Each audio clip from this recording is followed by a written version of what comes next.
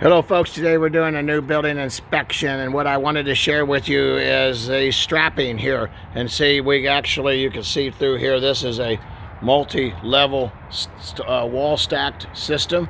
And so you can see this is up, so you can see actually it goes up several levels.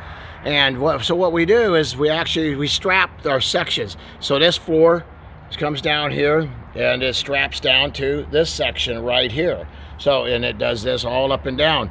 Now, of course, we got some real severe swelling of our subfloor here. But you look at this here, it's all 2x6 framing. That's great stuff. That's why it carries the extra load of the multi-stack built system, of the multi-wall stack system. And you can see right there. So that's how we do that. You stack them up, and then you can see this tie straps, and we tie it all together. Ain't that cool how that works? And that way you have them all tied together. That's a great idea to always do. Thank you folks for watching our videos. Hope this has been helpful. Galloway Building Services. We'd love to help you if you ever have any questions. Thank you and have a great day.